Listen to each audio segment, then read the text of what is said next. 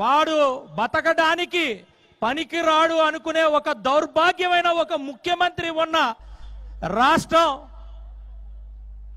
ఆయనకి ఓటెయ్యకపోతే తల్లి చెల్లి కూడా తేడా లేదు. మరి 4 సంవత్సరాలు 10 నెలలు మనం బ్రతికి బట్ట కట్టామంటే మన గుండె ధైర్యమే. ప్రజాస్వామ్యాన్ని కాపాడుకున్నాం, రాజ్యాంగాన్ని కాపాడుకున్నాం. కేవలం 2 నెలలు మాత్రమే. ఈ 2 నెలలు ప్రతి ఒక్కరూ కూడా కష్టపడి మరి పనిచేస్తే మనం ఈ రాష్ట్రాన్ని పూర్తిగా కాపాడుకుంటాం అనేది గుర్తు చేసుకోవాలి. తమ్ముళ్ళు, అన్నయ్యలు అందరికీ కూడా మరొకసారి తెలియజేసుకుంటున్నా. ఎందుకంటే పెన్షన్ ఇస్తే ఓటేసేస్తారు. నేను ఎవరైతే పెన్షన్లు ఇచ్చానో, నేను ఎవరికైతే స్కీమ్లు ఇచ్చానో వాళ్ళందరూ నా ఓటర్లు అంటారు.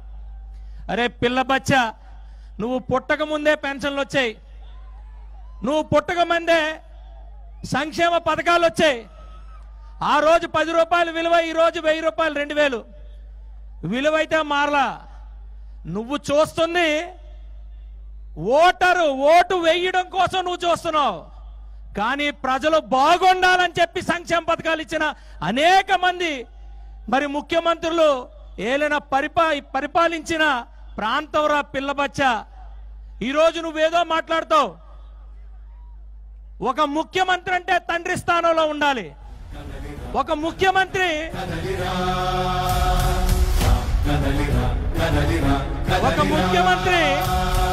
తండ్రి స్థానంలో ఉండి ప్రజల్ని కాపాడుకోవాల్సిన పోయి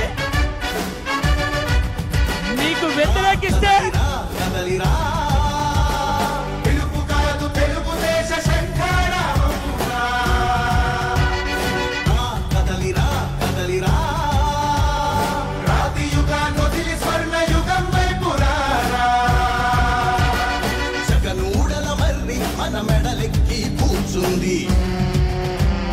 చుట్టూ ఉన్న ఎవ్వరిని బతకనివ్వదే అది. దాన్ని తుంచి వేర్లు తెంచే ధైర్యం ఉంటే నాయకుడా పాట పెట్ట నాయకుడా. ఈ కలి ఆకలికి బలయింది చాలు. తెలుగు జాతి తిరుగుబాటు నేటితోనే మొదలు. కదలిరా కదలిరా కదలిరా కదలిరా కదలిరా కదలిరా కదలిరా కదలిరా. పిలుపు కాదు తెలుగుదేశ శంఖారావమురా. కదలిరా కదలిరా. రాతి యుగాన్ని వదిలి స్వర్ణ యుగం వైపు రారా.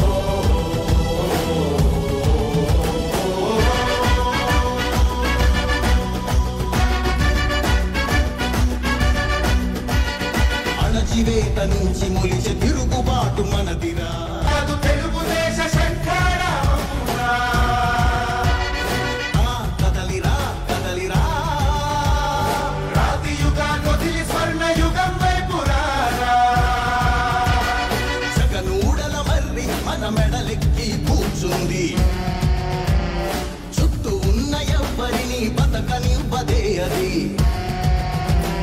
దాన్ని తుంచి వేలు తుంచే ధైర్యం ఉంటే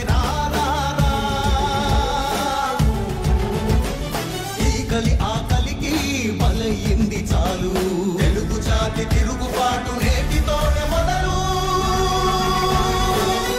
కదలిరా కదలిరా కదలిరా కదలిరా కదలిరా కదలిరా కదలిరా కదలిరా పిలుపు కాదు తెలుగుదేశ శంఖారావంగా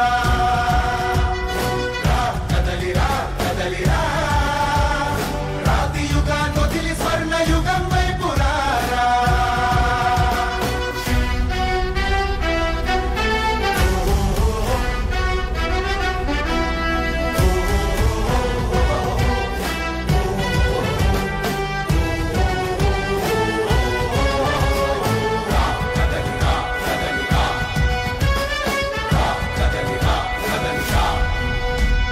బంగారాన్నొదిలి బండరాయి నడుగుతావా అభివృద్ధి ఏంటంటే నీళ్లు నములుతావా ముఖ్యమంత్రి అంటే తండ్రి స్థానంలో ఉండి ప్రజల్ని కాపాడుకోవాలా, లేకపోతే ఓట్లేసిన వాళ్ళని మాత్రమే ఉన్న వాళ్ళందరూ ఎలా పోయినా పర్వాలేదు అనుకోవాలా?